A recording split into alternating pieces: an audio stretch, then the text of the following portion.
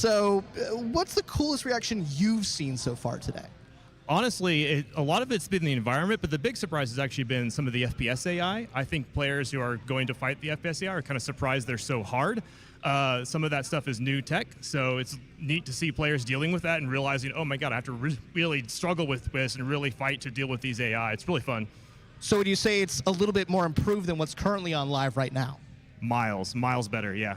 That's fantastic. So give us your 30-second journey of when you got your hands on Pyro, because we've had multiple internal playtests leading up to CitizenCon. I've been in several of them, and I know what it was like for me being in Pyro for the first time. But for you, what was it like getting to play Pyro for the first time? Honestly, by the time I played it, it was pretty polished, pretty surprising, and it was just so mind-blowing to see how different the environments were. But it's also moved a long way since then, and so it's been fun to see every single iteration. But yeah, the first experience is just super mind-blowing. It just looks so different. Yeah, it's just being on Checkmate Station. You couldn't get lost for there forever, and players only have 40 minutes to do the Pyro Playground. And I've seen people go back in line. I've seen people just like go and redo things that they didn't get a chance to do the first time. So what advice do you have for people who are here at CitizenCon? Spoiler-free, again, we want to give people at home something to look forward to. What is your spoiler-free suggestion for people who are here going through it? Honestly, I would suggest to get out of the station. The station is really cool, but get to a ship, get to one of the planets, and get to an outpost, and especially see if you can do one of the FPS AI missions, because they're really cool, and that's a really fun journey. And we have Chief Technology Officer Benoit here. Benoit, what do you feel, completely unplanned, didn't ask him to come by and he just stopped in. Benoit, what do you feel about Pyro? Oh, Pyro is fantastic. I love the new experience. I love the new environments. I love the FPS we're getting on these machines here. If you were at the playground, oh my God, like this is great. So I'm super excited about the Yeah. Sorry for cutting you off there. Yeah, I'm just looking at some of the screens, and it's so smooth. Like, it's so great to see people like enjoying Pyro for the first time with such a great experience to have for the first time for Pyro. So thank you guys for bringing Pyro to the players' hands for the first time. And we're going to talk really quick. Thank you, Benoit, for your photo bomb. Thank you, Bayor. We're going to talk to a player who just got to experience Pyro for the very first time. We got user Nick at Night here. So tell me, Nick at Night, again, what was your spoiler-free impressions of Pyro? Sort of impressions or feelings when you got to be in Pyro for the first time? Yeah, I mean, I think calling it a playground is just missing how immersive that is currently in this build. I, as Bayor mentioned, got out of the station, was able to see everything in the universe, and man, was it just amazing to kind of go between the asteroid belts into the new planets and see all those new things that you guys have been working on. So I was really excited. I love that. Yeah, there's some really cool things. I cannot stress enough how, if you are here at CitizenCon, come over to the Pyro Playground, because it is just such an amazing experience. It's nothing like Stanton. It is so unique to its own vibe. So how do you think we did making Pyro here at CitizenCon? I mean, the people at home have seen bits and glimpses, but for you who's been able to see the whole thing, do you think we did a good job recreating Pyro now that you've gotten a chance to be in it? Oh, absolutely. I mean, from the game into the boost to the community events to the way that you guys have put everything together, I mean, it does feel like we are in Pyro right now. It's amazing. Good, we did it, guys. Everyone, wrap it up. We're calling it a day. That's not true. We're still got another day of panels left to do. So, last question. This is kind of a fun one. When Pyro makes it into live, where are you setting your spawn? Are you setting it to Stanton, or are you setting it to Pyro? Oh, Pyro, hands down. You heard it here. This guy had such a great experience with the Pyro Playground that he is going to set his spawn to Pyro. Nick and I want to thank you for coming up here. Really appreciate it. I'm going to throw it back to Jared really quick and make sure that we are on our way back to the panels you guys are looking forward to so much. We'll see you back here on the floor soon. Am I on?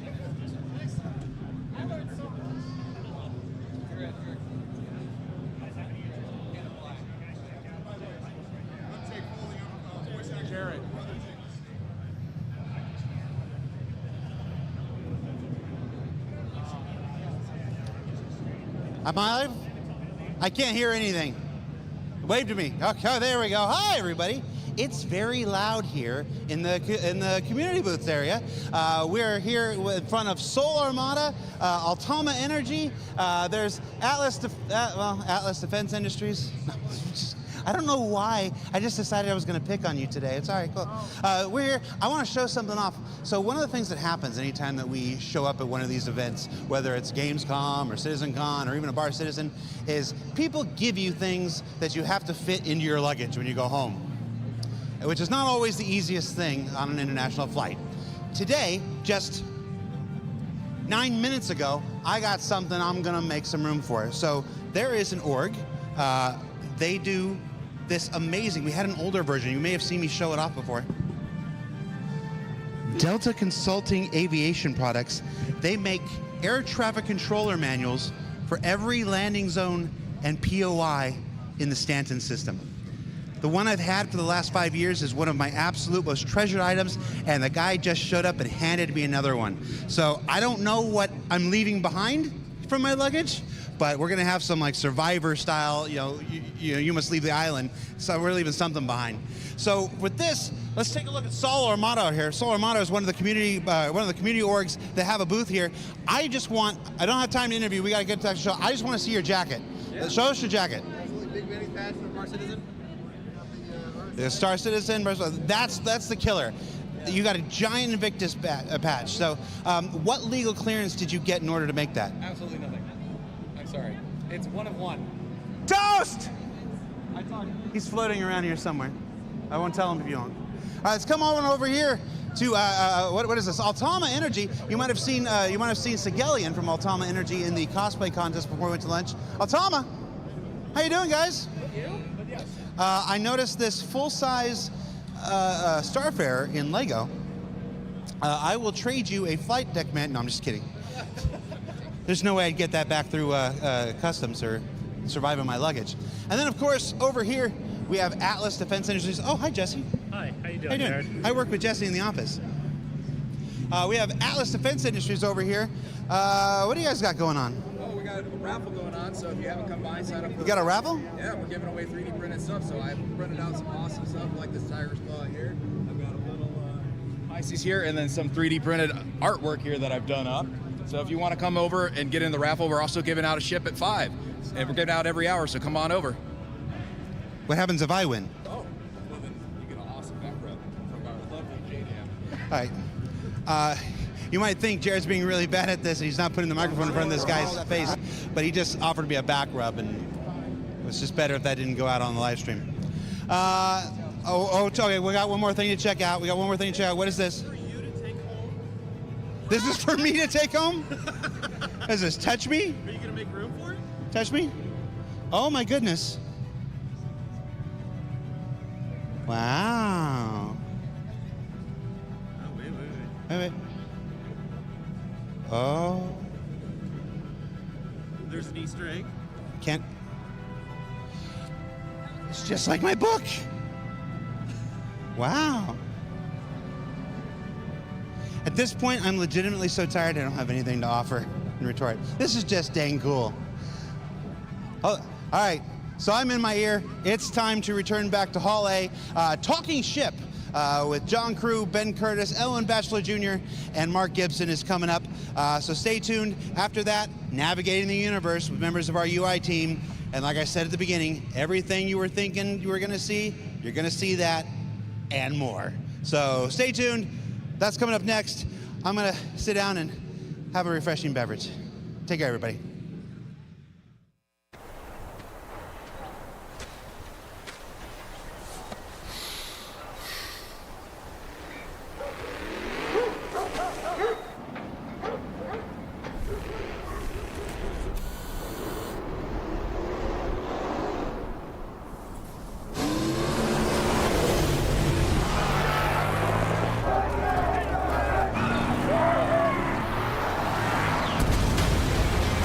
Whenever someone is in need of hope,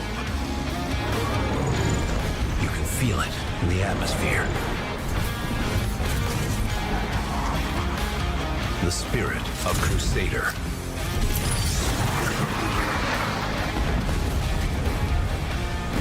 Keeping the universe safe.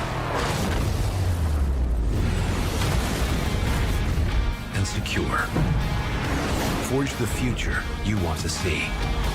The A1 Spirit from Crusader Industries.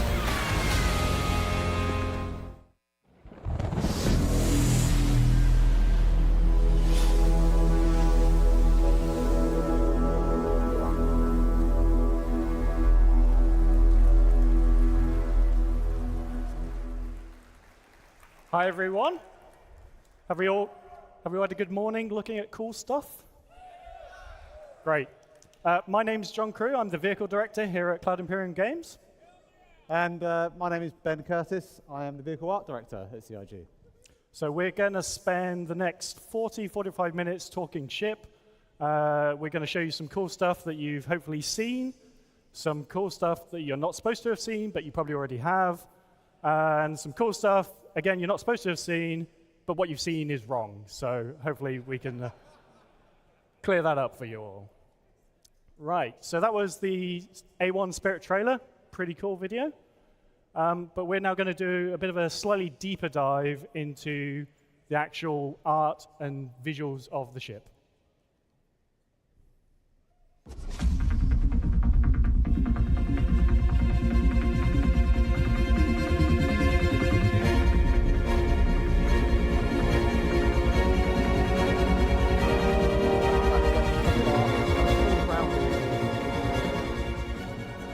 As we move into the heart of the ship, this area is kind of like really dominated by those 10 sci-fi bombs.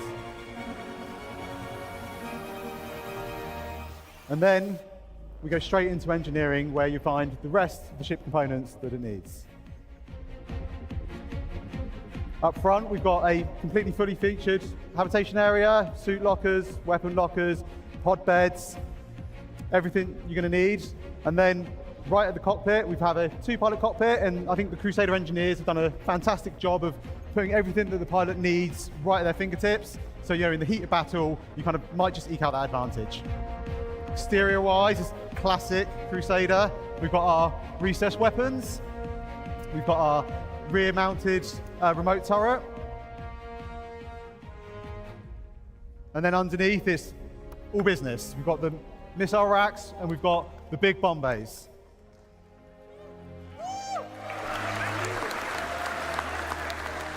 And I think overall, Crusader have done it again. They've done a amazing job of packaging something that's like super feature rich and something stylish, sleek, looks fast, but still super aggressive.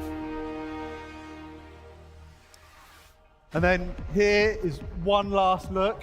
Oh, or not. Okay, that was one last look of the interior. We go there. So we had a really cool cutaway that you half saw. I'm sure we can show you that again later. If you like what you saw there, that is available now on that link and a QR code there that hopefully takes you to the right place. So that is available in Alpha 3.21, which went live Thursday. I've honestly lost track of time the last few days. So yeah, that's the current. Let's talk about something a bit further in the past. So we have a timeline here from the today all the way through to today in game. And throughout that time period, we have our manufacturers in law, starting with RSI in the very near future, going all the way through to Mirai, which is this year in game.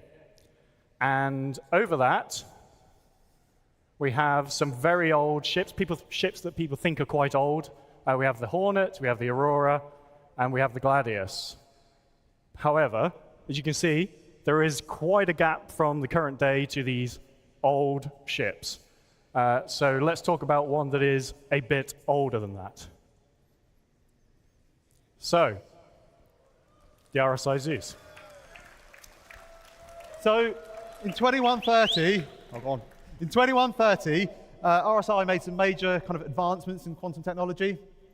They developed, or they released, the first ship that was kind of available to the mass market that had quantum capability. This kind of mid-range explorer really put RSI at the kind of forefront of ship development. Now, it was a really good thing, it really kind of boosted them as a company, but it wasn't kind of all good. the original RSI Zeus had some major issues with its hull integrity. That being said, there's always kind of been this demand for RSI to release the Zeus. It's kind of had this cult following that's grown up over the years. I'm kind of very happy to announce today that RSI have kind of taken that challenge on board. They've developed a whole new vehicle that is designed to ferry a whole new generation of travelers across our universe. Visually, it's something that pays homage back to the original Zeus and something that's really is justified to have that name. And I'm even happier to say it exceeds all current safety standards and all our current ship production techniques. So, do you want to have a look at the all-new RSI Zeus Mk II? Okay then. Here it is. So, we are going to hand over to Elwin and Mark to go through this, and you can see there's 3 of them there. So we're going to do a bit of a deeper dive onto these 3 ships now. So, over to Mark and Elwin. Let's give them all welcome. Come on, let's go, let's go.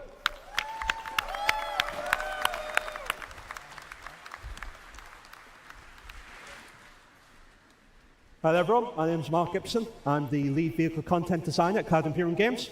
And I'm Owen Batchelor. And I'm Owen Batchelor, vehicle art director in North America. What do you guys think? Awesome. All right, well, let's take some time now and take a look at this classic RSI design and see how we've reimagined it. So, when we decided we wanted to tackle the Zeus, we had to consider what direction RSI would take it in if they were going to do it today. We couldn't just remake the original Zeus because, although it was obviously a massive piece of history, all it was really used for was transporting and moving around. So we had to consider exactly what we wanted to do with the ship. In the end, we decided to go for 3 variants, allowing you to pick which way you want to actually play the game. So what we're going to do is talk about those variants that we decided on in the end and go into a bit more detail with them. First of all, we have the ES. The ES is the Essential. It's the long-range exploration version of the Zeus. It's designed to let you go out for a long time and explore the universe. Next up, we have the Mark. The Mark is the bounty hunter version. This is there for you so you can actually go out, find your targets, and bring them back. It's also been purposely outfitted so that you have all the tools that you need to disable, capture, and bring them home. Finally, the last version we're going to talk about is the CL, the Clipper. Might be a name people are familiar with if they know much about maritime. This is the cargo version of the Zeus Mk II. This is designed so that you can move your goods around the universe. Of the 3 variants, the Zeus Essential is the one that harkens back the most to the original design, with the original white on black paint job and the vertical stabilizers. We also worked to maintain the silhouette of the original, but brought that forward to modern day RSI design with tons of technical detail and layered panels. And on the underside, the landing gear and the underslung turret, as well as the entrance ladder, fold in perfectly flush, leaving behind a super smooth underbelly, just like the original design. But you probably all want to see what the inside looks like, so let's have a closer look. Despite the sleek and slim body of the Zeus, we've been able to pack a lot into it to give everything you need when you're doing the deep space exploration. You have a fairly comfortable habitation and recreation area so that when you're out away from home, it's not too unpleasant. In addition to that, the rear room has a 32 SU cargo capacity, as well as being able to fit a Cyclone, so if you do decide to land on a planet, you can have a look around. Talking about the loadout, it's a ship designed for 3 crew. It comes with 4 size 2 shield generators, 2 size 2 power plants, 2 size 2 coolers, and 2 size 4 pilot-controlled weapons. And obviously the lower turret that Elwin mentioned earlier is a size 3 remote turret. Now, the Zeus Mark was always designed from the beginning to be a sleek and aggressive bounty hunter. As such, the black paint will help you stay hidden in the shadows until you're ready to strike. We've also redesigned the spine in order to embed an EMP and a quantum dampener, which allows us on the art side to really crank up the level of detail on the exterior. We've also added a second remote turret on the top. Looking at the interior of the Mark, you see that the habitation's taken a little bit of a hit. It moved forward, but what we've been able to add in exchange for that is a massive armory. Let you take all the different weapons and equipment you might need while you're tracking your target along the verse. Looking into the rear, we actually have a dedicated area just for the actual bounty hunter pods, similar to what you'll see in the Cutlass Blue. So you can stack up the pods and take multiple people back with you. It has less SCU than the ES. It only has 16 SCU. And it does have a different loadout with the components, only having 3 size 2 shield generators. Like Elwin said, it does have a top-mounted forward-facing turret so that you can put the pressure on the target as you're chasing them. The EMP and QD drive are designed to stop the target escaping once you've caught up with them. Now, because the Zeus Clipper focuses on hauling cargo, we've decided to lean into the industrial aesthetic. We've covered the exterior with a warning strip paint job, On 2950 and we've covered the exterior with more technical detail and armor plating. In addition to that, it comes with a remote tractor beam, which is mounted on the rear to the side of the ramp to make it easier to haul cargo in and out of the cargo hold. We've also added thrust capacity to the base of the wings. As you can see, there is an absolutely massive rear to it compared to the others. The habitation areas have been massively pushed so that you don't get much space, but we can get way more cargo in. It actually has 4 times the cargo capacity of the S, coming in at 128 SCUs of cargo. This one also features 3 size 2 shield generators, and like Al mentioned, it has a size 3 tractor beam to make it much easier to get those cargo containers in and out as you're actually playing. What do you think?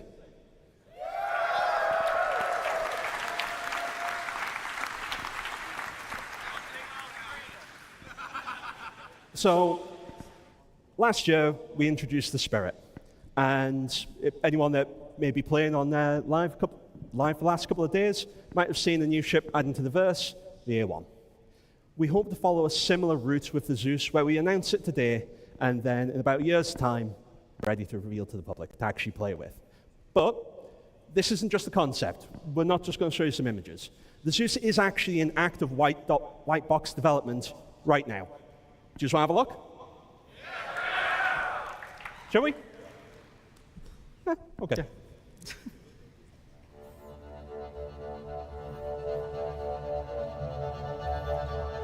All right, so as you guys have seen with the Spirit, and with the many ships we've released thus far, our ships can, when they're finished, look absolutely gorgeous. But before any of them get to that point, they have to go through a very specific development process, and this is the first stage in that process. We call this white box. At this point, we've taken the concept, ripped it to shreds, and then reassembled it and plugged it all back together within the editor so that we can get a real good look at what players are gonna see when they finally get this game. At this stage, with the Zeus, we've already ripped out all the thrusters, we've ripped out the landing gear, the turret, the seats, the beds, all of the interior spaces, plugged those guys back in, and we have what you see here.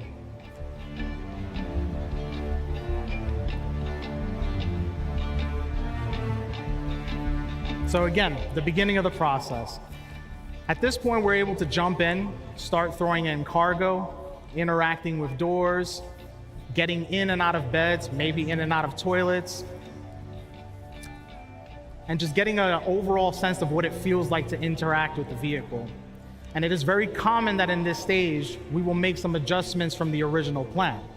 As an example, on this ship, we've just made the decision to expand the center corridor, add a little bit more space to the rooms. And as a result, that's gonna make it much smoother experience for players to traverse the interior of the ship, as well as for AI to traverse the interior of the ship. We've also expanded the main airlock that leads to the enter-exit ladder.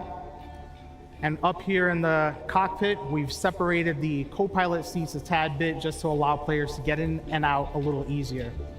So with white box, not the prettiest stage in the process, but it is essential that we nail this because it means we'll be able to deliver a beautiful ship that is also extremely fun to play.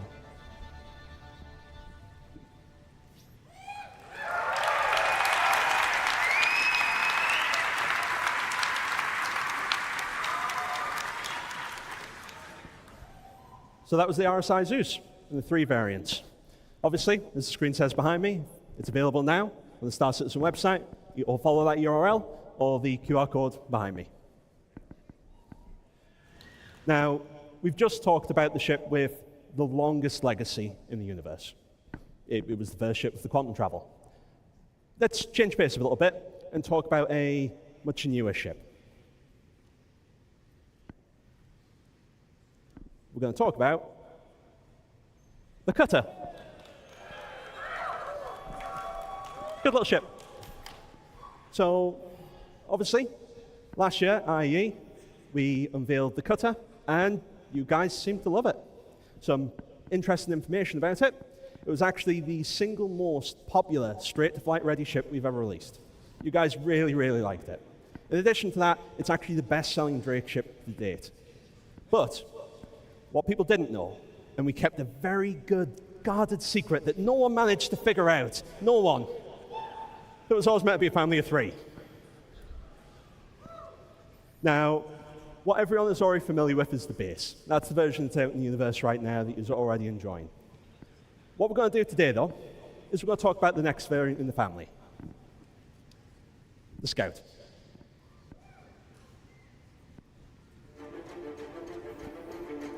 All right, let's just take a minute and sort of enjoy the incredible work that the art team has done pushing this guy out.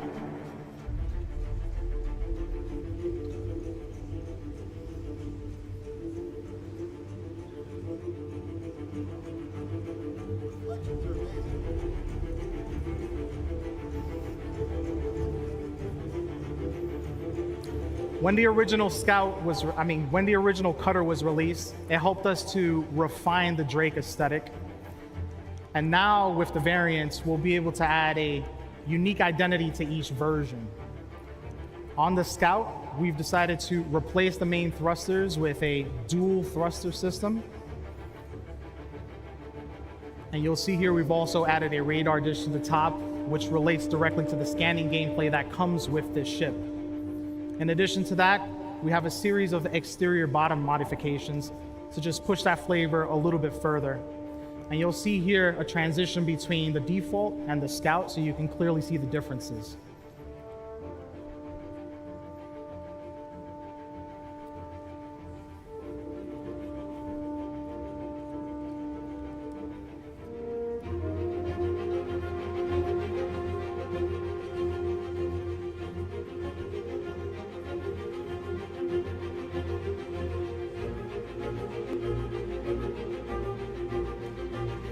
On the interior, we've expanded the rear section of the ship in order to include a dedicated standing scanning station, which will show up here in a second.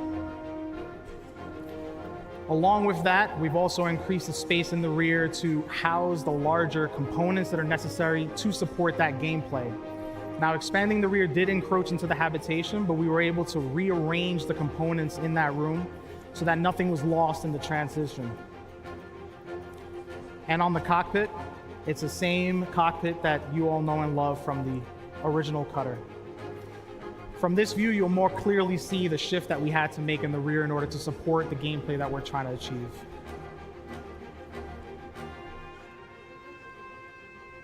We're really proud of what the team has done with this ship, and we hope you like the Scout as much as we do.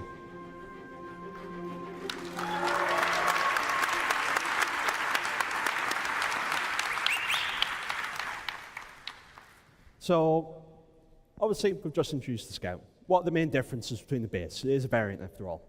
So, the first big difference is the radar. It has a size 2 radar, and to supply that, it comes with a size 2 power plant and a size 2 cooler. Getting tripped on my own words. As well as the dedicated scan terminal that Ella mentioned earlier. Obviously, as you saw, habitation got a little bit cozier.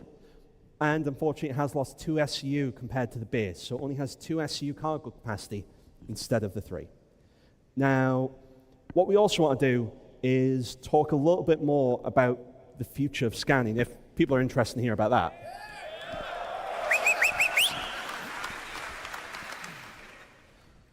So what is the future of scanning? We'll touch on it lightly, At the moment, there are two main ways for you to interact with the scanning gameplay loops. The first one's obviously the scan, and the second one's the ping system. Both of these are going to be merged into a single system known as a scan wave. When you send the scan wave out, if you get any successful pings, what will happen is it will immediately populate your HUD with an AR marker, giving you information about what you've been able to scan, as well as starting to give you far more interesting information than you get now, rather than just the name of the ship. The underlying system will work on the signature system, similar to what it does today, and there are two main scans. There is the quick scan. The quick scan is just a low version of it. It has a very small impact on your own signal output, so if you want to stay a little bit more covert and potentially not be seen looking at something you shouldn't, you can use that one instead. The main benefits are small increase to your actual passive detection range, as well as being able to detect things that maybe are a little fainter than you should be able to see. This has a decent amount of cutting through interference, but not phenomenal. The other version is the charge scan. The charge scan is the big scan. Now, this will actually allow you to detect things up to quantum boost range, which is way, way further than the current passive detection range. And not only that, but it'll actually drop a marker allowing you to jump straight to that location for whatever it is that you found.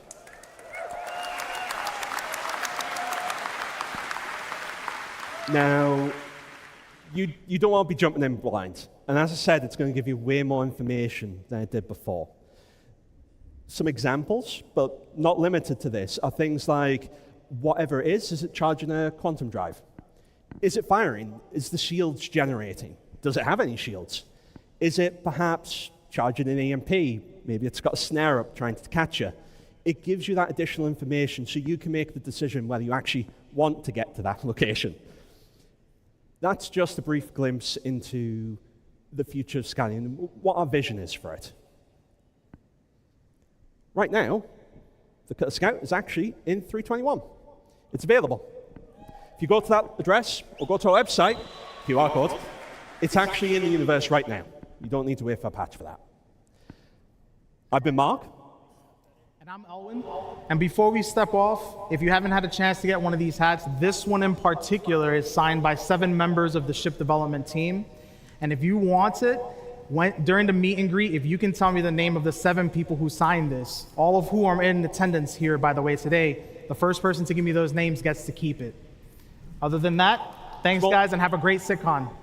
Small hit for you. John Crew is one of those names. Well, fantastic, guys, everyone. We're going to hand you back to John and Ben. They've got a few more surprises for you.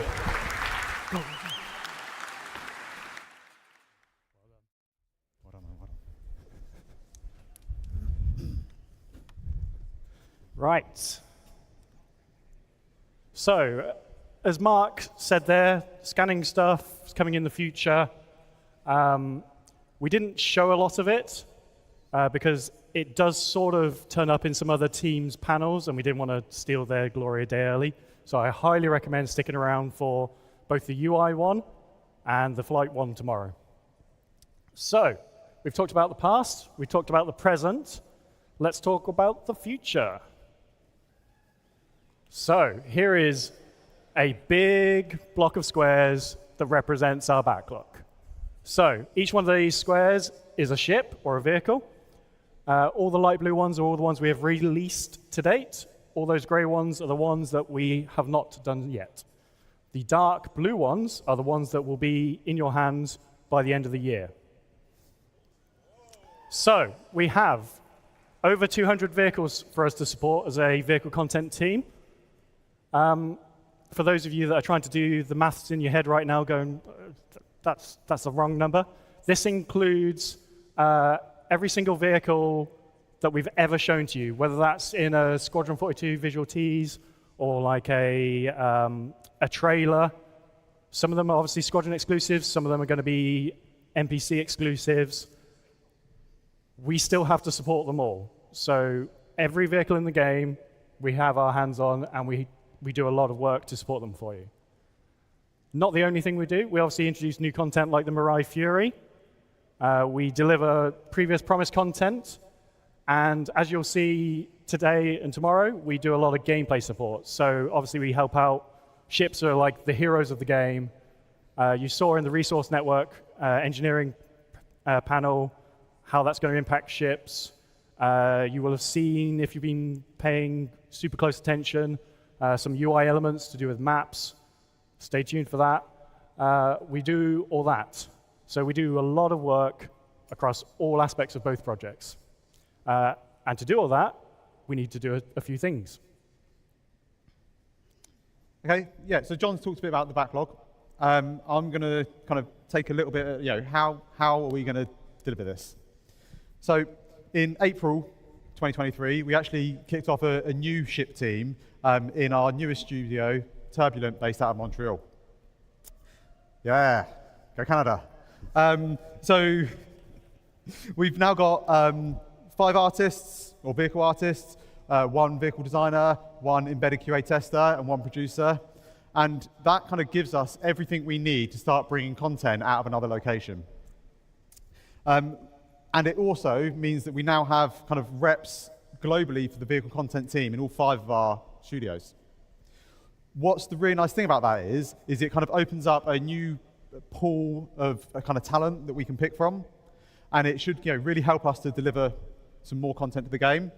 And you've actually just seen the first 2 ships out of that studio. So the Scout variant and the Zeus are both being developed by our Montreal team. Yeah, they're doing great. We're going to look a little bit more in depth at the art team and how we've grown over the years. You can see from this graph, this is our kind of like live numbers of how many vehicle artists we have dedicated to the project. You can see there's a nice trajectory going up.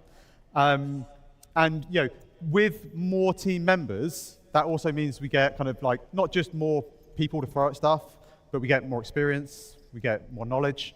And that's, that allows us to kind of tackle our larger, kind of more complex ships. You will notice there in 2022, there is a little dip. And unfortunately, when that happens, that has kind of real consequences on what we are able to do as a team. I think, less people, so less power to put on stuff, but also some of that knowledge leaves us. With that leads us to have to make some kind of pretty hard and heavy decisions about what we're working on. And I think most recently, and probably most well known, is the Banu Merchantman. Yeah. Now, we're going to take a quick look at where we got to with the Merchantman, just to show where we were up to before that happened in 2022.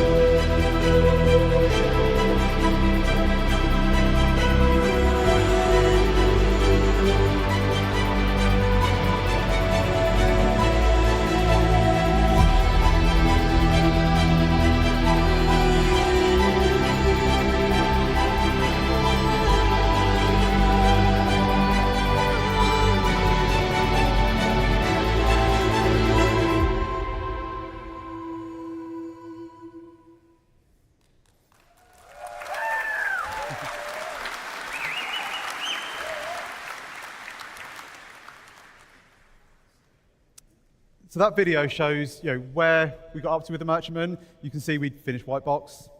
We were kind of into grey box. Some areas were further than others. And I think one of the best things about working at a company like Cloud Imperium Games is that we're able to be pretty honest and pretty open with our development. One of the biggest questions we get is, what's up with the merchantman? Where is it? Why did it stop? And the merchantman brought a lot of unique challenges to us. It was a completely new art style, something that's very, very different from what we normally do with our human manufacturers. I think, we could have paused other ships. We could have moved some of our other artists onto the merchantman. But with the kind of exodus of our kind of senior team in 2022, we didn't just lose people, we lost a lot of the knowledge that went into building out that white box and really kind of delivering that art style. What we decided to do at the time is rather than try and rush something out and just get something out to get it done, we looked at where we were, and for us, the most important thing was growing our team back up. We wanted to invest in our team and use our seniors and our kind of managers to help get us up to the point where we can tackle multiple large and capital ships at one time. I think the graph previously kind of showed that we've got the head numbers now, and now it's about onboarding our new staff members. It's about skilling them up and getting them to the point. And I would absolutely love to be stood here on stage and going, yeah, look at the merchantman, it's amazing, like it's done. But we're not at that point just yet. We do see all the comments, I do see all the notes about it, and I absolutely want to get this ship out and done. I just wanted to be open and honest as to where we are up to with the development. Yeah, to add to that, it is probably the most question I get asked at any event, and I really want to get it done, get it out for you guys, but we don't want to give you a half-baked thing. We want to give you a really great product that we can all be proud of, and it's delivered alongside gameplay. So, let's talk about something else quickly. So, Squadron 42 vehicles.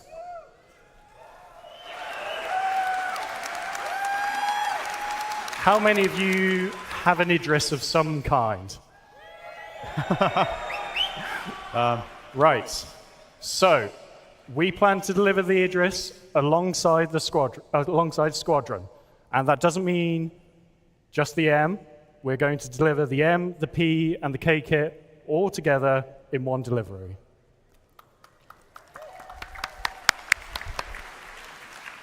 Javelin owners, I'm afraid you're going to have to wait a bit longer after that, is obviously the bigger ship players can own. And we have recently looked at what is left to deliver on it. We've got plans. There will be modularity with it. And yeah, that will come after Squadron releases.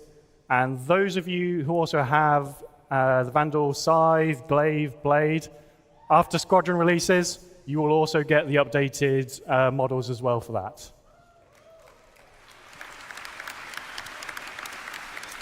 Right. Next. Okay. No kind of ship panel at a CitizenCon event is kind of done without looking at what's coming up next. Previously, we used to do these kind of like silhouettes, but we kind of always felt they were a little bit predictable. We ended up just making most of them anyway. So last year, we changed things up. We asked what manufacturer do we want to see make our next large mining ship. And you're going to see more about that at IEE next month. But again, this year, we decided just to mix things up a little bit with how we wanted to deliver this. So you're about to see in a minute a video. It shows some ships you might recognize. Hopefully, it will show you some that you don't recognize. But feel free to get on Spectrum afterwards, take a look, give us a guess at what you think they might be, because we'd love to hear your input. And I will just add to that as well. Oh. We aim to deliver everything you see in this video and more in the next 12 months.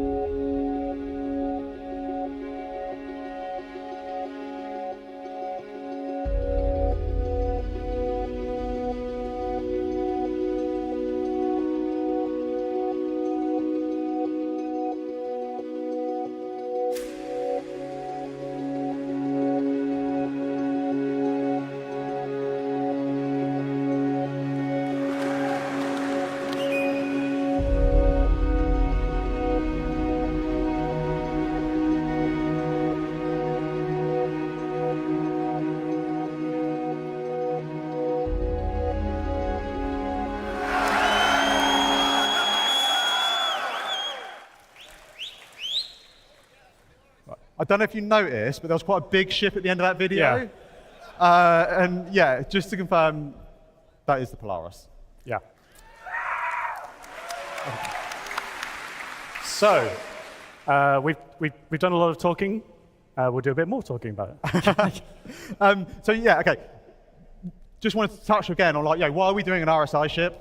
Like, what is with that? So the thing about doing another RSI ship is that we've got a really well-established art style for RSI in our universe. And it gives us the ability to kind of train up newest members of the teams on something that's kind of quite a known element. That is absolutely not the only benefit, though. The way we are planning on tackling the Polaris is not tackling it as one ship, but actually we want to tackle, well, anyone that knows our backlog knows we have a number of large RSI ships on there. And our kind of plan is that we tackle that as a family of ships. We don't just tackle one of them and then we go off and do something else for 6 months, a year, come back and do another one, something else, come back and do another one. We want to tackle them all together, one after the other. And what that really allows us to do is just kind of streamline our development process. We're able to, for our more common areas of the ship, we're able to build kits that we're confident in, that we can reuse and we can make the most out of them. And then that allows us to focus our development time and our efforts really on the much more unique and the important and exciting areas of each ship.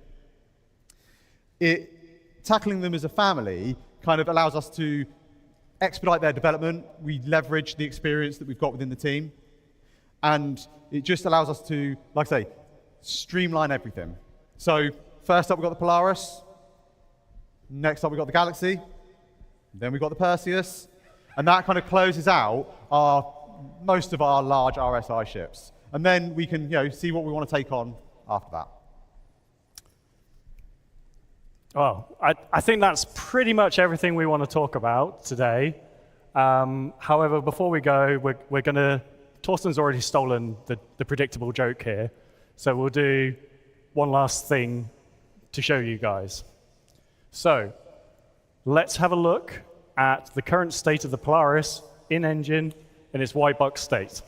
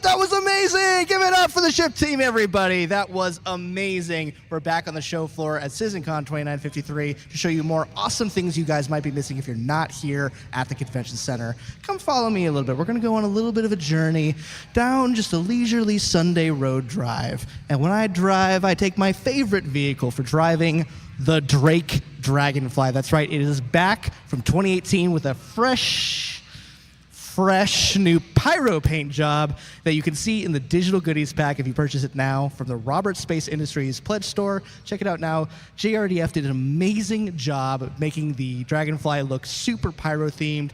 Look here, we have the pyro amalgamated label, I guess you would call that. I don't know what you would call it. I'm not a car guy. I'm not a Drake guy. We have like some very cool details, designs. I'm gonna try and hop on it. Let's see how badly this goes. Like a glove.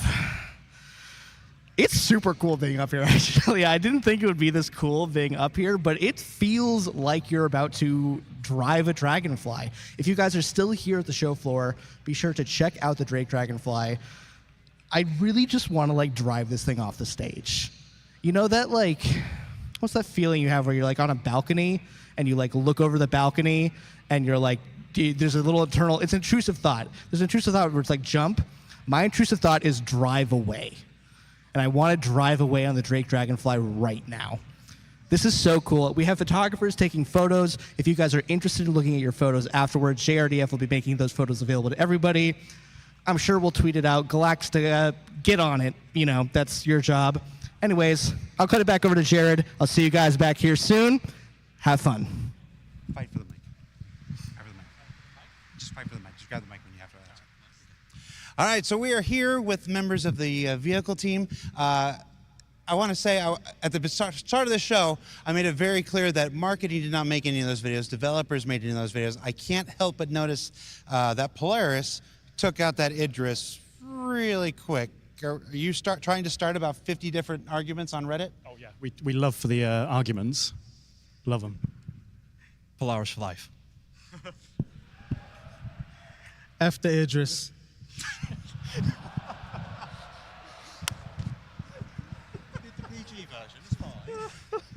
Ben, would you like to go on record? All ships are equally as brilliant as each other. Until they get what's coming to them.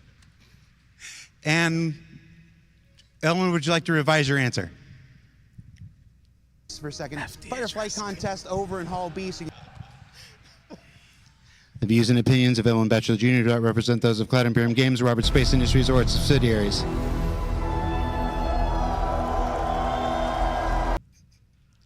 Don't look at us. Ben Parr's off the side. It's like just whatever. All right, so the Zeus. First question that I see a lot of people had on Twitch watching the stream is obviously it doesn't look like the Zeus that we've all known from the lore and stuff. I mean, I think the first image of the Zeus was probably in 2012 or 2013 in that really early lore post. Why did we change it? Were they not listening to the presentation? I wasn't. So there's a few things. Obviously, it was built as a product of its time, both in lore and back in the day. I was too busy looking at how handsome you look. Oh, thank you. But also, and I think Ben will probably want to talk about more of this, is we have design languages for RSI now, and it doesn't really fit in with them anymore. Yeah, I think when we look at reimagining one of our ships, our manufacturers, we didn't want to just release the classic Mini today. We wanted to look at it and today, so maybe tomorrow? No. So what we wanted to do was bring it up to standard, both in terms of its quality and what it can deliver as a ship, but also visually. I think RSI has grown as a manufacturer over the years. I think you can see how not all ships roll off the production line in day one. Each of our manufacturers also have a history, and I think it's fine to see progression for that throughout the timeline of our game. Sorry, Zach. Just say you hate the Zeus. But it's not just the visuals of it, though. It's important that the amount of time it would take to get your jalopy, because that's why I ask, and up to level. I didn't do it. He did it. He did it. This is the real reason You can be in the center. You can be in the center now. Go ahead. The amount of time it takes to actually get a ship, the amount of time it takes to get a ship actually flight ready in the universe, it would be a lot of work to get something that, for the most part, has about the same amount of space as a space shuttle, and you wouldn't be able to use any of the gameplay. You wouldn't be able to fill it with cargo. It'd be really difficult to get in and out. And if we're spending that amount of time getting something flight ready in the universe, we'd much rather give you something you can engage with and do. Do more with. It's far more interesting to get a ship that you can do bounty hunting in, or cargo in, or... he comes over, asks us to do an interview, and wanders off. It's going to be one of those live streams, huh? All right, we're almost at the end. All right, so enough about what the Zeus isn't. The Zeus, favorite thing, top of your head, what's your favorite thing about the Zeus? Ellen? F the Idris. Mark, favorite thing about the Zeus? EMP, quantum dampener. Okay, favorite thing about the Zeus? The white and black color scheme. Favorite thing about the Zeus? Its belly. It's got a really lovely, sleek belly. Like a space shuttle.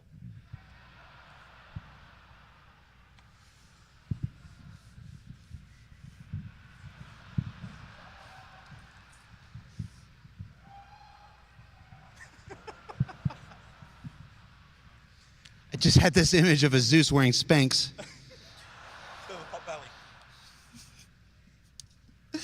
What are you laughing at? All right, so we also talked about the Cutter Scout.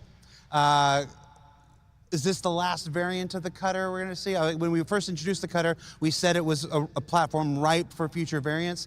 Is this the last Cutter variant that's on the thing, or can you maybe tease something for the future? Absolutely not. There was obviously that mysteriously third blurred image. So Montreal, the Montreal team, did both of them as basically their first onboarding task into the vehicle pipeline. Both of them are done now. So you will see the third one soon, TM. You just have a done spaceship and you're not putting it out there. Strange, isn't it?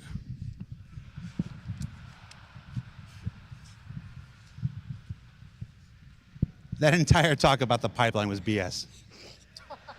You've got a done spaceship. Put it out, John Crew. No, we've just really streamlined it. It's about the belly. All right. We're working with diminishing returns here, so we're going to wrap this up. We're going to go back to Dan. He's back in Hall B. I think he's at the merch booth. Dan, what do you got for us?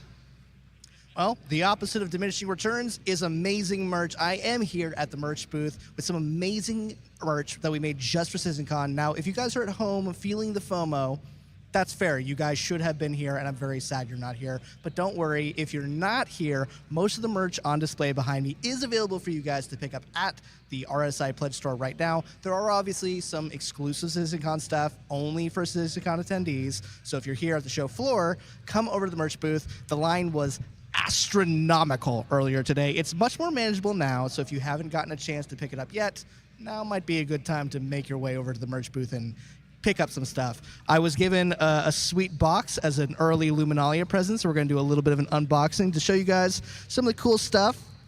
I mentioned earlier that I helped the subscriber program at one point, and one of my favorite pieces of subscriber flair that I was responsible for was the CDF bobbleheads. We have brought them to life, finally. I know everyone has been asking for a long time for us to make these bobbleheads. Sure enough, we did. You can see them. People are blocking the way. Trust me, they look exactly like the ones in-game. They're super cool, super awesome. Again, if you want a little bit of the verse in your home, pick up a bobblehead on your way out. Thank you, Luminalia Claus, for your bobblehead. This is hard to do with one hand. What else we got here? We have this very nice, people keep saying we only make black shirts. We now have an orange shirts. Take that, haters. This is actually really soft. They gave me this for a bit. I'm probably just going to steal this, to be honest. You guys won't tell, right? You guys, hey, no narking. Everyone chat, be cool. And we finally, man, this is so cool. I've heard about this, but this is like feeling it for the first time. We have this Black Star Citizen hoodie. You can see on the sleeves we have Xion and Banu. I asked Dave Haddock directly what these said, and his response was, I don't know. So whatever they say, I'm sure it's something very profound and wise from these alien races. Again, I'm just going to steal this, so sorry, merch team, if you were expecting profits on those merch, you're not going to get them. Now, we do, again, have 3 exclusive merch items for people who are here at CitizenCon. We have a Pyro t-shirt, and we have 2 lithographs. I don't know if you can get... Oh, get it. I can't take him anywhere. Truly, I cannot. I don't know if you're able to see that Burn-In Pyro t-shirt off over there. That is exclusive to people who are here at CitizenCon 2953. Also in the middle there, we have those 2 lithograph art pieces. Again, exclusive. This guy, I can't take him anywhere. Who was that man? No one important, I'm sure. But yes, we have those 2 exclusive art pieces for people who are here at CitizenCon 2953. Oh, what's this? Oh my God, that strange homeless-looking man also gave me these AirPod cases with a little Finley attached with it. You know what? Maybe that guy was all right. Whoever he is, I hope he's having a good day. But I actually do need new AirPod cases, so again, like everything else, I'm just going to keep this. I think that wraps it up for me, so I'm going to throw it back to the main convention floor. There's going to be a lot more stuff here at CitizenCon. You guys will see it either later today or tomorrow. See you guys then.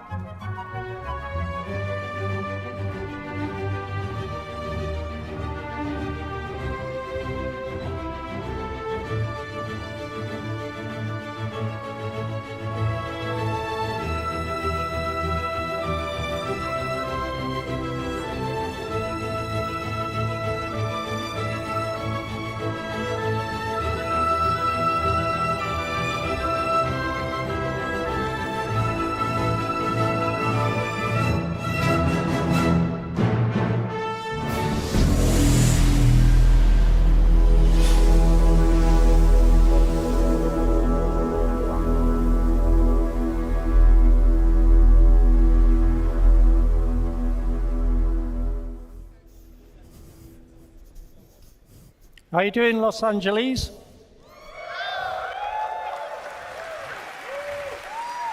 Boy, there's a lot of you here. It's great to see you. Hi. My name's David, but everyone calls me Bone. Don't ask. Or maybe ask me later. So my job is to oversee all the technical implementation of the UI across the company. And if I'm lucky, I get to do some programming from time to time.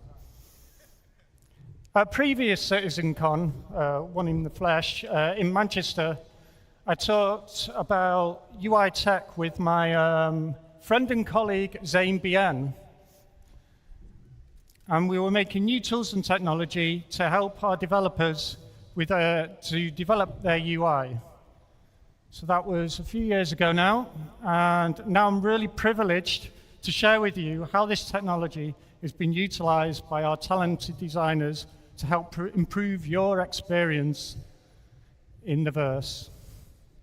So, along with some of my UI friends that are hidden out the back there, we'd like to show you some of these improvements which are going to help you, the players, navigate the Star Citizen universe.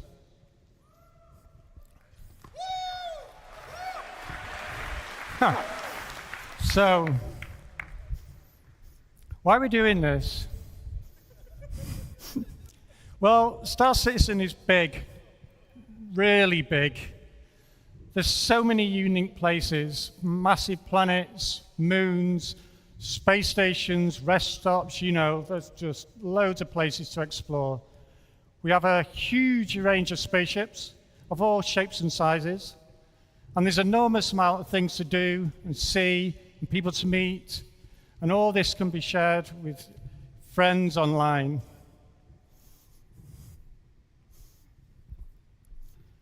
And as we've seen today, as our amazing online technology grows, it takes great leaps, and our online player count grows, the possibilities become almost endless. So how are we going to make sense of all this? Right. Well, one of the main ways we do this is with a user interface, or UI for short. Well, that's where we come in, fortunately, being the UI guys. And we do this in loads of ways that you see already, whether it's your vehicle MFDs, or the HUD, or the kiosks, where you get your spaceship, or you trade commodities, or buy weapons, and all manner of diegetic UIs that you see, diegetic meaning like things in the world that you can interact with. But our first real opportunity is through the helmet visor display. Now, the visor display gives you vital information about your status and the environment around you. But this display has gone through many iterations over the years, and it's been built upon and adapted. And I don't know if who remembers Arena Commander 1.0 that came out. That came out about a year after I started, which was primarily space combat and racing, so the visor was geared towards that. And then it evolved with our first adventures into the online universe, and as all the features get added and all these new things, the visor grows and we put things on it to show you, I know, different statuses, and like tells you all about what's going on. But with all this evolution, we sometimes lose focus. There's so much we need to know, and when we need to know it is important. So how do we zero in on what's important and at what time? So leaning on this technology that Zane and I and the UI tech team wrote a few years ago, we're trying to take a smarter perspective and rework the visor for you. So I'm not going to tell you about that. I'm going to invite Simon Bursey onto the stage, and he can tell you more about it. Simon?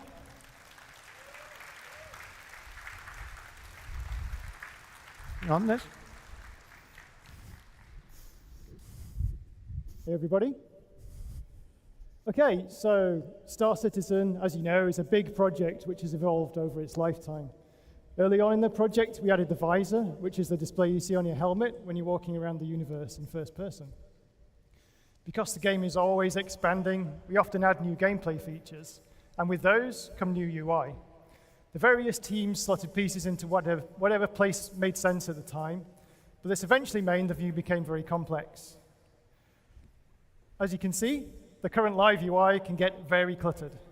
We have lots of information competing for your attention, so you don't always know where to look, and sometimes the overlaps can make things difficult to read.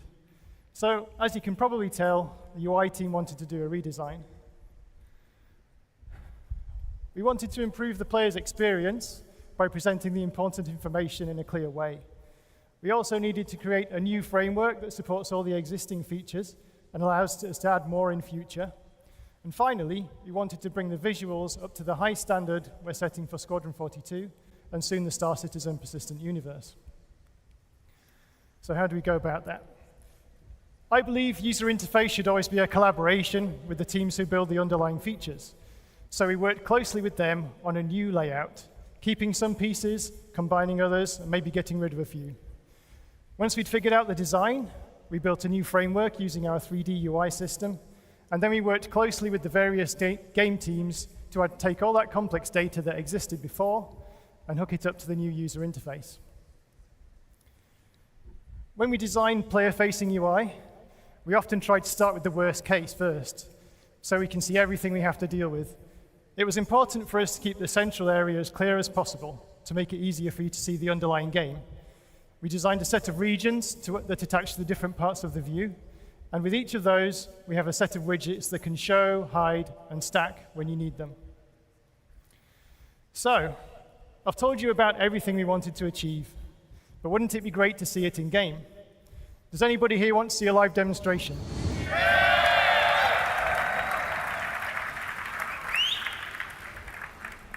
Good. I was hoping you'd say that, otherwise it would have been a very short demo. Okay, so we're going to show you some of our new UI running live in the game. Everything you see is in real time, but I have to tell you we've created a special mission just for the show, which is a little different to what you see in the live game. Okay, so as you can see, Bones driving. I'm going to say Bones' name a lot, and the other guys too, so it's probably the most times you'll hear that in any presentation. Okay, welcome to the Orison Providence platform. You may have spotted it earlier, but today is the first time we've shown the new visor we developed and tested in Squadron 42. But you'll be happy to know all the UI you see today is going to make its way to Star Citizen. But this is secret UEE Navy tech, so we'll give it a different look for the persistent universe. As you can see, the display is very clean by default. Many of the elements are contextual, meaning they appear when you need them to avoid cluttering the screen. We've also temporarily hidden a couple of things so we can focus on them later in this demo. Okay, Bo, let's move into the scene, please. All right.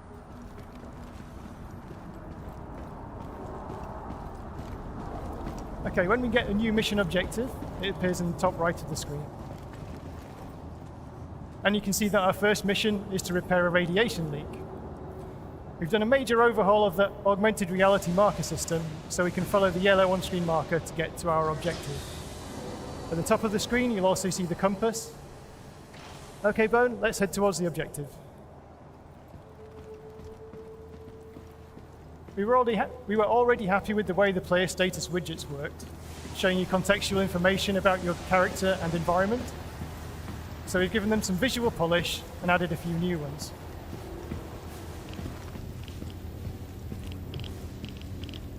The environmental radiation here is quite high, and over time, it will wear down our suit and damage the player. Looks like we can see the source of the radiation there. I think somebody's damaged a pipe, so how are we going to fix it? If we were in space, we could use a salvage and repair ship. Luckily, UEE have some advanced portable tech. Bone, please equip the military multi-tool. The military multi-tool from Squadron 42 has various modes, one of which gives us the ability to salvage and repair while on foot. Okay, Bone, let's use the multi-tool to repair that pipe.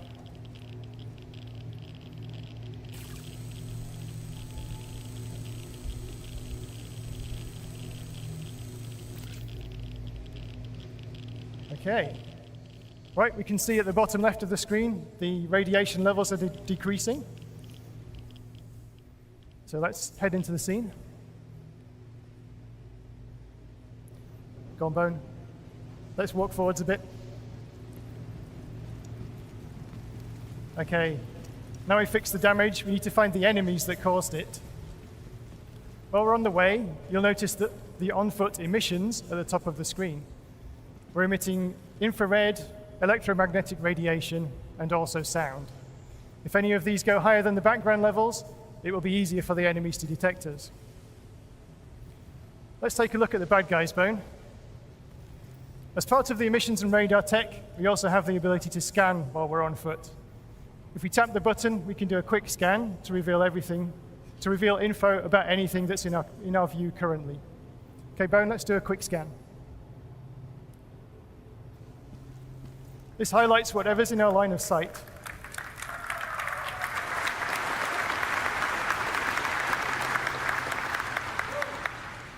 There's also some risk and reward to the scanning system. By holding the button, we can charge our scanner, and this reveals enemies through walls using a more powerful wave.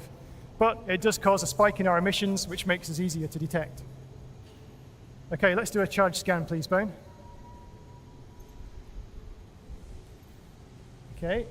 We can also see the augmented reality box outs, which give us a summary of what we've detected. Okay, let's have a look at our weapons. Let's get the gun out, please, Bone. Okay, we wanted to help the player see their equipment during combat, so we upgraded the weapons display. As well as the ammo in the gun and the spare mags in their pockets, we also now show the player's explosives and med pens. Okay, let's fight the bad guys.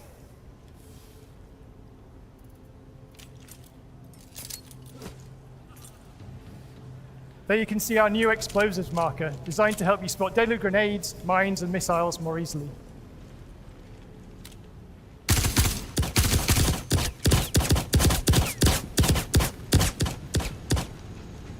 I got you covered!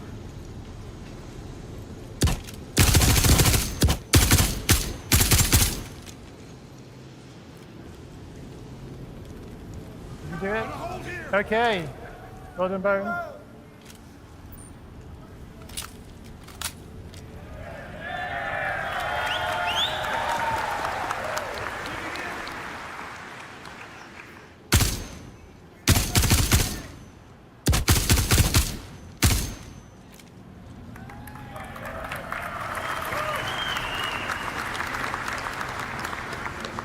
Success. Okay. There's no more hostiles nearby, so let's take a moment to talk about the Mobiglass. The Mobiglass is the Star Citizen equivalent of your smartphone. It has various apps that hook into the gameplay systems. Like all the UI we're showing you today, we wanted to redesign it with the player's usability in mind, to make it look good and also lay the groundwork for future expansion. Let's bring up the Mobiglass, please, Bone.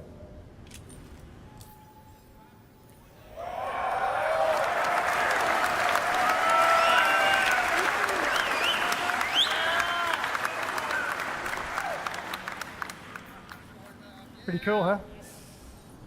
We've redesigned the interface to give a smoother user experience. We've overhauled the visuals, as you can see, to make it feel more three-dimensional and holographic. This is actually a sneak peek of the UEE military Mobiglass we've created for Squadron 42. This version has a focused selection of apps, and we're going to expand on that when we bring the Mobiglass to the Star Citizen persistent universe. We'll also have more of a smartphone feel in the PU with a wider range of apps. Okay, let's briefly talk about this home screen. It gives us an overview of our health, the environment, and even our ship. We can also check our mission objective. Okay, so that's enough about the Mobiglass. We've got some more really cool UI just around the corner. And to tell you a bit more about that is the very talented Zane Bien.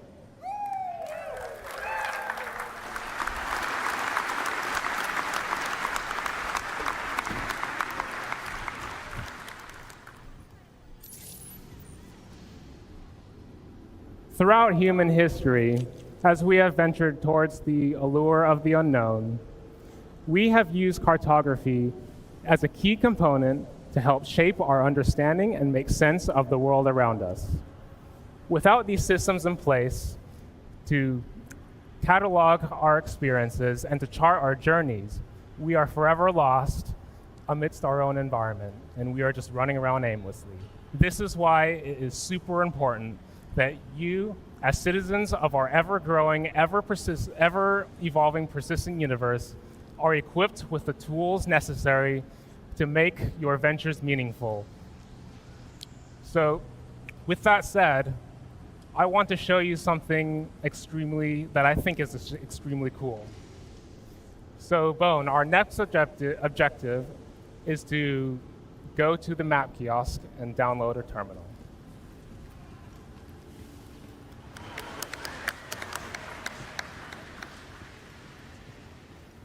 Let's go ahead and activate it. What you see on screen, zoom out a bit, what you see on screen is a fully live 3D representation of the environment that we are in.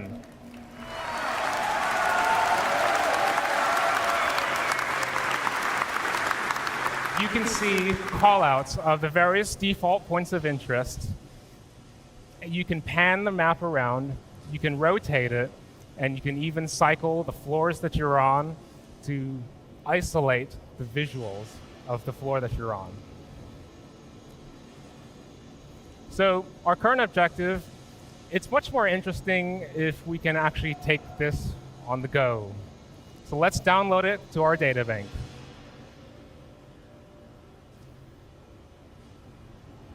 As you'll notice, we now have the representation of the environment in the upper left corner of our visor.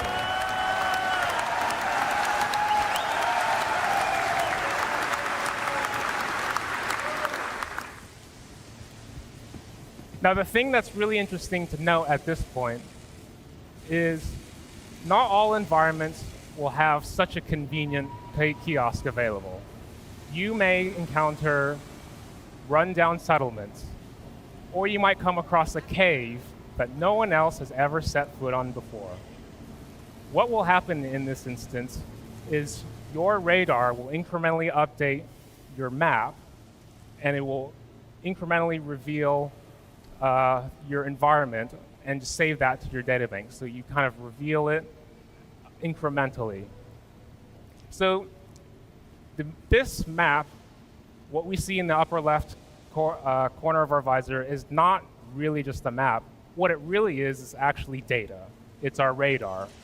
And we can see contacts on our radar as we scan. And it's basically what we have available stored in our databank. So because we have the location data saved to our databank, we can obviously access that via our Mobiglass. So let's go ahead and pull it up in our Mobiglass, because this is going to get really interesting.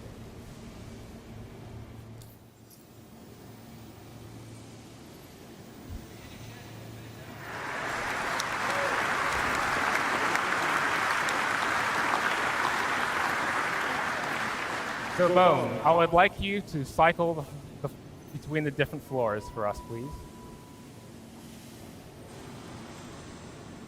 So you can see this lerping transition between the different floors and marker callouts of our objective and also where we are.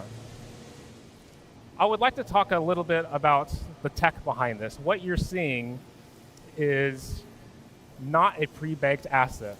And I want to reiterate that because all of our environments can be very dynamic and they can change. They can take damage. Perhaps economic shifts might cause changes in the environment. And we can't export totally custom assets So what we've done is we collaborated with our graphics team to enable us to render the environment in this way. And what it is we're actually whitelisting objects that we render and excluding everything that we don't need to render. So in our level markup, we basically have the designers and artists mark up only the bits that are necessary for the map. This lets us have a very compelling visual, but without much of the cost. So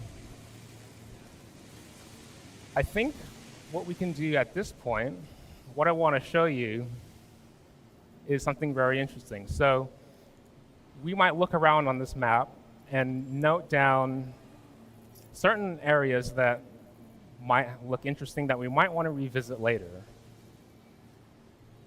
We can see some doors on this map, and these doors are entities that are called out on the map, and they may change state. So there can be some doors which have a locked state, which they will display red.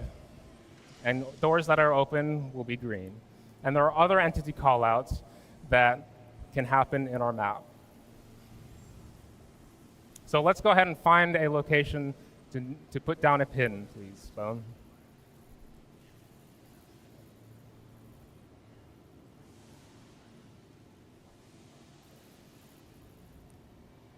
Maybe that one.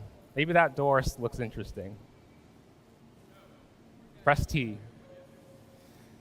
So what we can do is set a marker, and we can customize the details of that marker. Now, what you'll notice as well is as we set markers, there's metadata that is encoded into each of these markers on top of the customized name that we can specify. So we can mark as many markers as we want in this map. And these are all saved to our data bank. And we can eventually share these markers and even sell these markers on the market. So the thing about this, we can't really talk about markers without mentioning data running.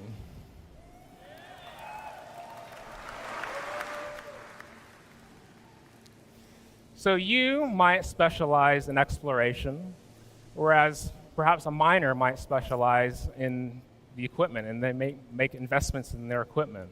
So you, as an explorer, might be in the business of going around and exploring and finding locations that are very valuable to other professions.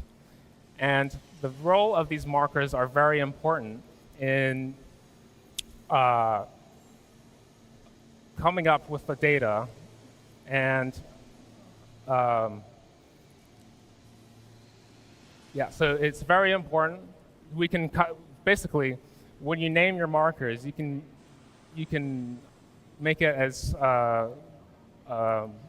maybe obvious, or you can leave it a mystery. So you'll have, when you sell it on the market, you could get rated for how accurate the data is. So the other thing is we have a mission objective as well. And it would be very nice to be able to route to that mission objective. How do we get there?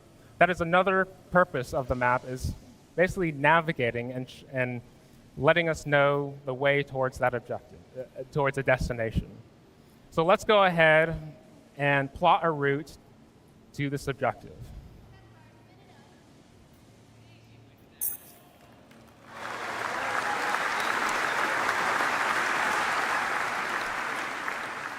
So we can see a line being drawn from where we are up the stairs to our destination and where we want to go. So you will no longer be lost amidst all of our super complex environments. And what's worth mentioning at this point, and what's really cool, is this under the hood is actually utilizing another piece of tech, AI pathfinding. And so what that allows us to do is leverage other existing tech to basically, it does all the heavy lifting. We just make it look pretty. So because of that, there are certain cases where the path might be blocked. It might have a locked door, or there might be a fire that is in our way. The AI pathfinding will account for that. It will go through doors, it will handle elevators, and it will handle fires, locked doors, and it will just handle everything. So that is an example of sort of a piece of tech that we've leveraged under the hood to help us achieve this goal. So,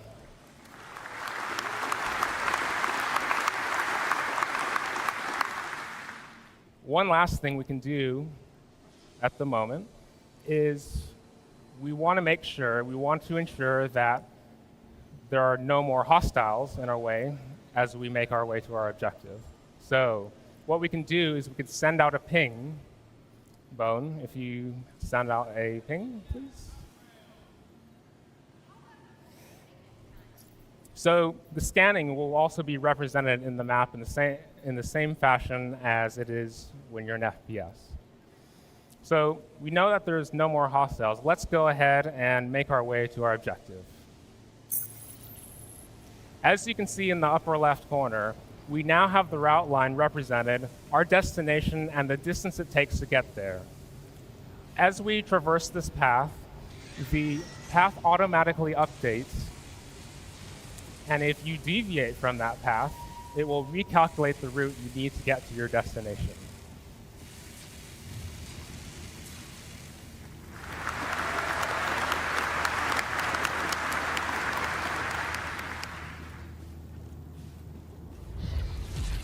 So there's our buddy. He's flying in. So we'll make our way up to the Carrack here, to the right.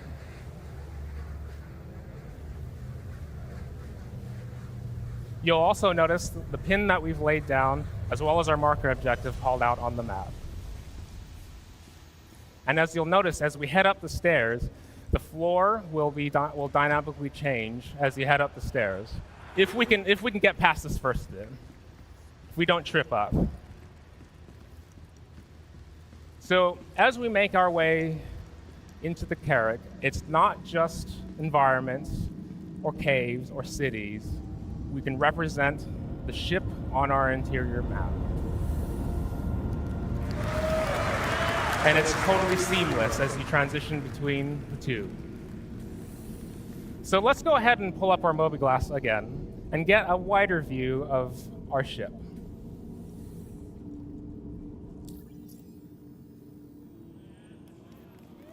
So we are now on the technical deck, but we can also see the other floors. If you traverse the floors, Bone, just to demonstrate it. Here's our cartography deck. Down one. And our habitation deck. So you will have noticed from a previous presentation that this was very similar looking, right? It's utilizing our tech. So not only will this benefit you as a player, but it also benefits us as developers, because we generalize this system so that other developers can leverage our map to create compelling gameplay. So other teams can leverage our tech, and we leverage the tech from other teams, and it's a circle of life. And I think that's just too cool for school.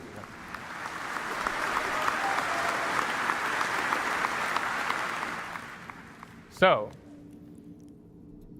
we've been talking about environments, cities, representing ships on our map, maybe planet terrain.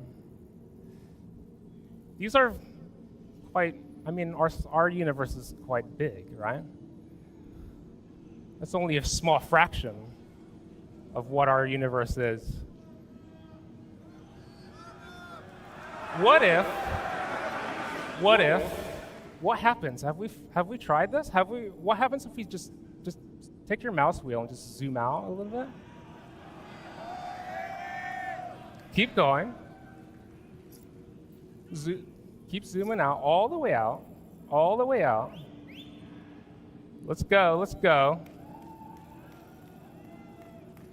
So, it's not just the interior map, it's not just the radar, it is the map. It is one single unified system just across different scales. And I want, at this point,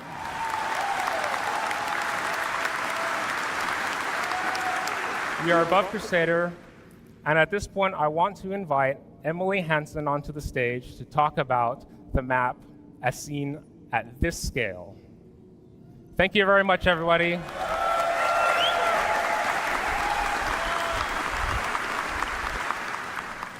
Hello, CitizenCon! Are you ready for this?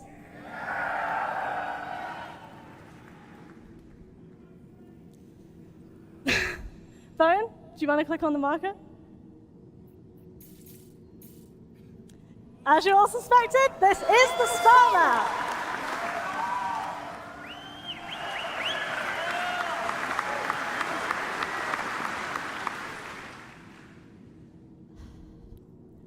I'm so excited to be here today to reveal this to you all. I hope you're excited too. Now, I think we all know the current star map needed a bit of work, and we've done that. Now, mapping the universe is no easy task, but we've taken some big steps forward with this upgrade to make it so much easier for you to navigate the stars. Before we dive into the details, let's just take a second to admire Crusader's new look. Bone, why don't you take a look around? Much like the interior map, the star map is holographic. And this lets us add some cool interference effects and details to our planet textures. You can also see our improved player marker and that we're currently at Orison. The player and location markers have merged at this scale because they're so close together. The player marker takes priority, which is why the marker displays the player icon and color. By smartly merging with bigger points of interest at larger scales, the player marker always remains visible to you. You'll always know where you are relative to points of interest near and far. So, is everyone ready to see more?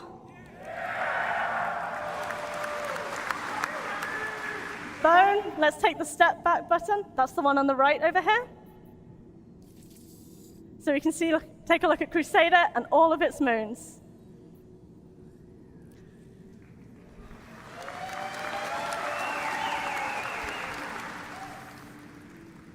Yeah, so here we are, Crusader, its moons, orbits. You can also see that labels have received a major visual update. They're now fully 3D, and this gives them a really cool perspective.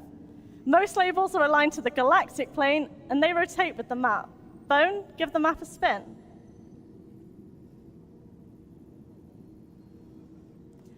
Bone, can you tilt past the horizon, please? Cool. When we do this, the labels flip so you can always read them clearly.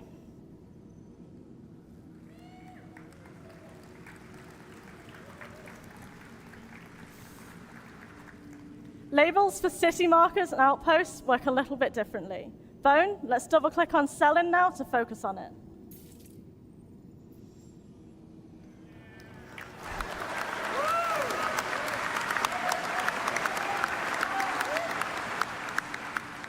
Surface labels face the camera and appear when they're in the central part of the planet, reducing on-screen clutter. Bone, want to show this in action?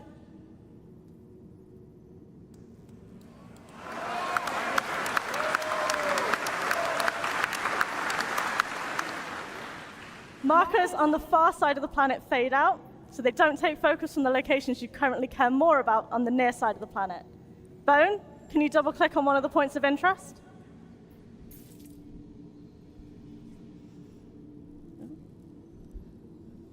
As we selected this marker, its label will stay visible at all angles. So far, we've showed you that you can use buttons and double-clicking to jump to objects you're interested in. But wouldn't it be nice if you could also freely zoom out and into locations? Shall we try it, Bone? Let's zoom out until we can see Crusader.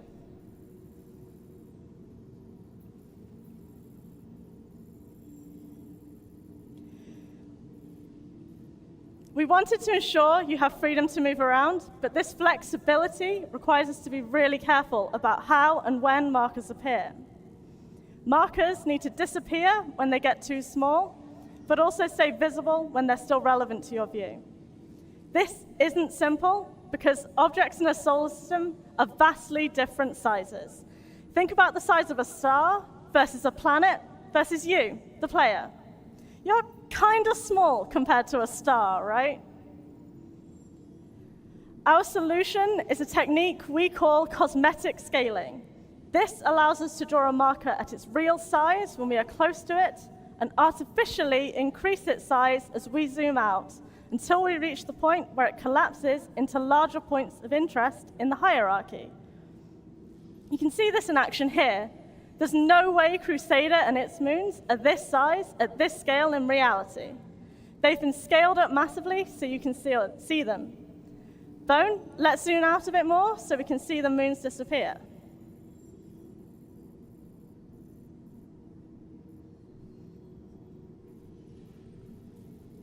You can also start to see Crusader's orbit line around the sun here. But before we move on to that, let's zoom back in so we can see everything come back as we get closer.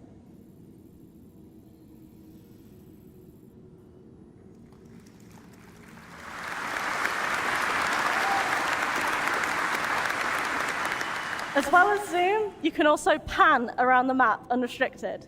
Bone, feel free to have a quick look around. As we draw closer to a marker, the cursor automatically magnetizes to it. This ensures you never lose track of what you're trying to view when you zoom in. No more zooming in on empty space.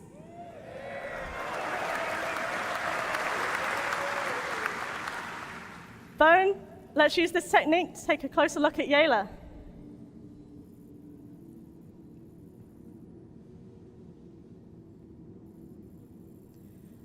The magnetic cursor does not require us to click on markers. Keep zooming in. Bone, can you keep zooming in? Thank you. You can see that the surface markers appear without us needing to select Yela itself. Imagine how much easier finding that outpost will be now.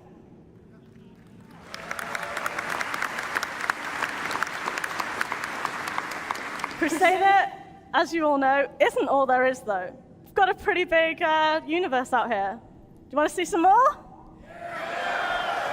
Let's have a look at a location further afield. Can we just pan to Calliope, maybe? Bone, let's give that a try.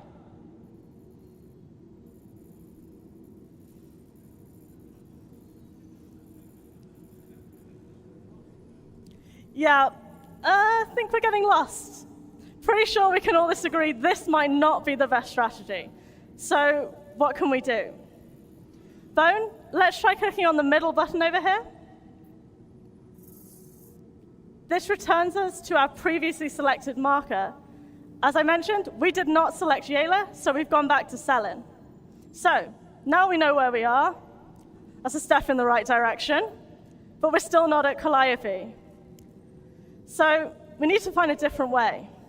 Bone, could you use the step back button until we can see the whole solar system, please? And there it is.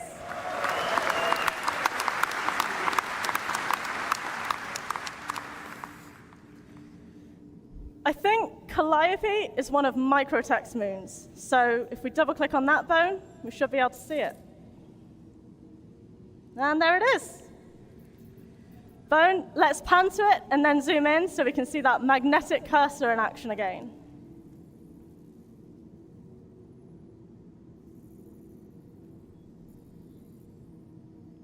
Can you zoom in, Bone? Thank you. It's so cool to see more of our moons and planets and how different they all look. Okay, so this is great. But what if I hadn't already known where Calliope was? Surely there's a faster way. We've got you. We've provided a drop-down that lists the points of interest in the solar system. Bone, want to expand it now?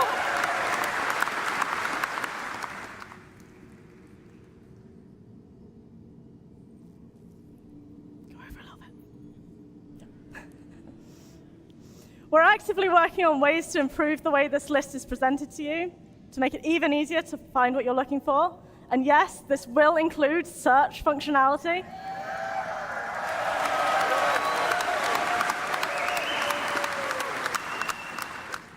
But for now, Bone, let's use this to go to Aerial.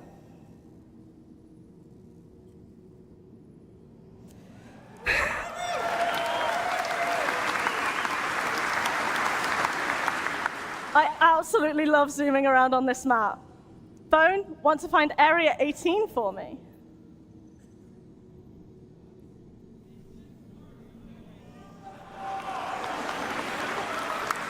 So, Area 18 is currently on the dark side of the planet, it seems. Of course, it's not just planets and moons. Bone, how about we take a look at Security Post Korea? It's quite a long way down, isn't it? This is where the upcoming search will really come in useful. Bone, want to zoom in a little and show off our holographic model of this station?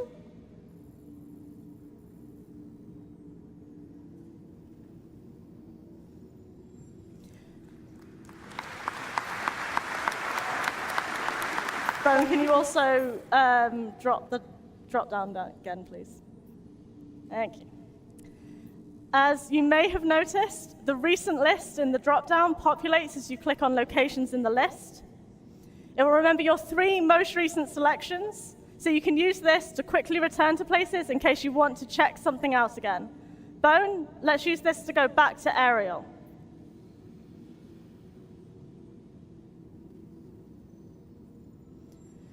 Okay, so we've done a lot of exploring. I think it's time that we head back. We could do this by selecting Orison from the list, but we also have our own marker that we can take advantage of here. The eagle-eyed amongst you may have noticed that the player marker clamps to the edge of the map, keeping it visible to you no matter how far away you go. To get back to our position, we could double-click that marker, or we could click the first of the navigation buttons to zoom straight there. Now, I'm sure many of you have been wondering if we can go back to our carrot map from the star map, just like how we got here from the carrot map just a few minutes ago. So let's see what happens when we focus on our player marker. Go ahead, Bone.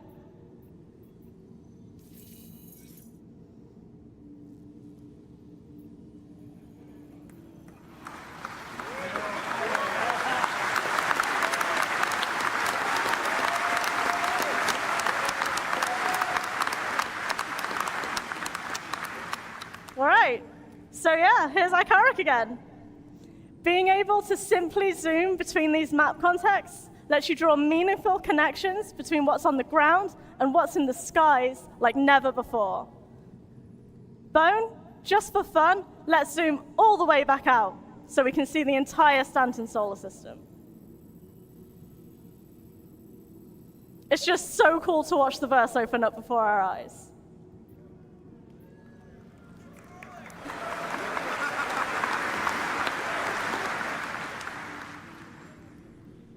With all these new possibilities for moving around the star map, you should never find yourself lost again. The controls are so much smoother and easier to use than the star map you're all used to, as I hope Bone agrees. Knowing that what we've shown here today is just the beginning for the upgraded star map. You saw pinning in the local map, and we'll add this to the star map before you get it. Just imagine being able to mark something interesting you find out there in the verse and then sharing that location with friends, just like Zane said. Exploration is about to get a lot more interesting, and we're doing everything we can to ensure the star map is your brightest window to the stars yet.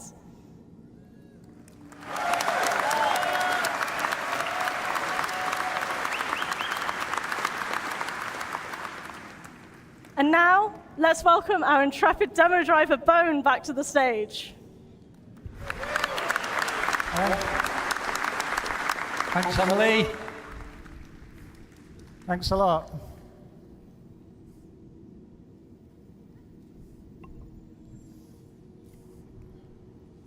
So we're really, really excited about getting all these features into your hands of the players of Star Citizen and Squadron 42. We know they're going to make a huge difference to the way you make your way around the universe. So let's just quickly review what we've seen. We've rebuilt the visor display to give you a better understanding of the environment around you. With the new minimap, with the integrated radar and ping, and it will help you find your way around.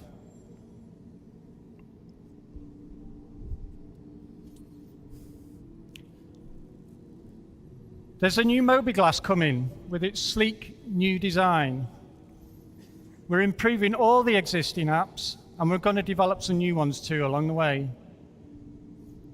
So we've got a video now. And then there's our interior map technology, which will truly help you understand your surroundings. Better awareness of your surroundings and threats, exploring new mapping new areas, pinning locations for later and sharing these with your friends.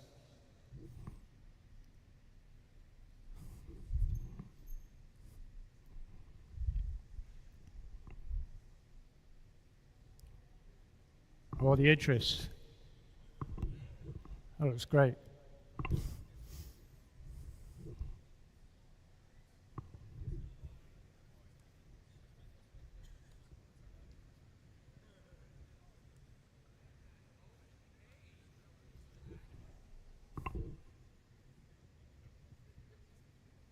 Some more of Horizon.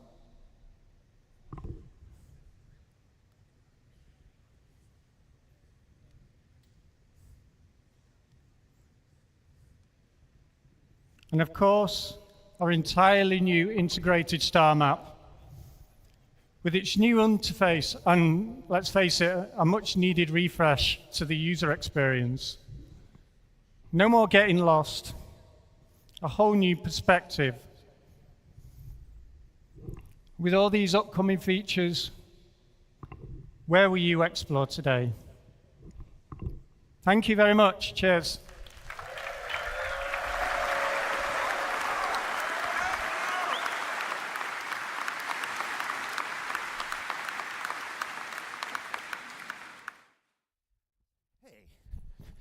All right. Sorry.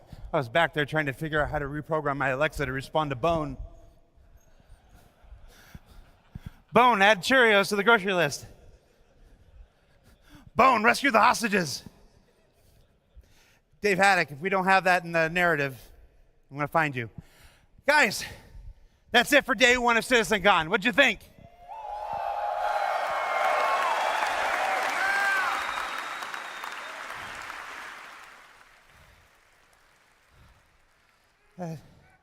That is a heck of a day one. You want to do it again tomorrow?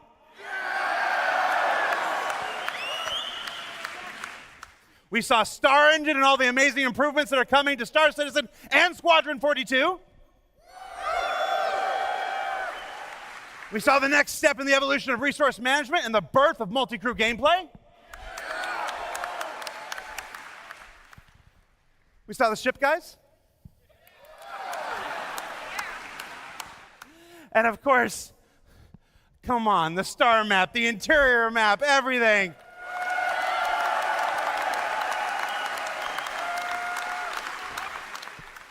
I often joke that we're just like you in many of the same ways. We want the same things. We need the same things. We have all collectively, all 1,300 of us working for Cloud Imperium Games, been like, when Star Map? When? To see it.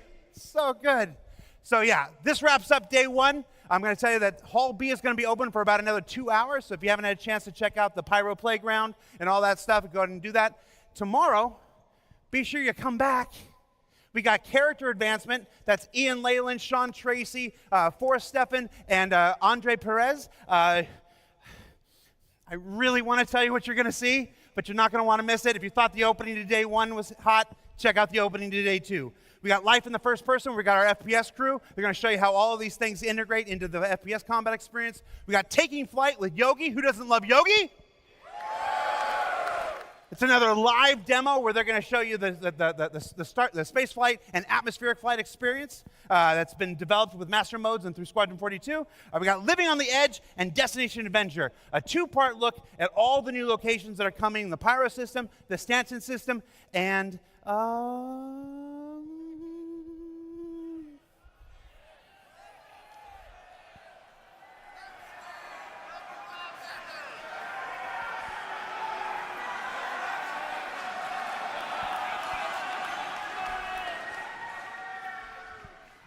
I've been here 9 years. I got to make it to 10. So yeah, everybody, from the bottom of my heart and standing here in front of the 1,300 people who make this game possible, thank you for joining us for CitizenCon. Come back tomorrow, 11 a.m. Pacific. We'll see you then. Day 1 was great. You ain't seen nothing yet.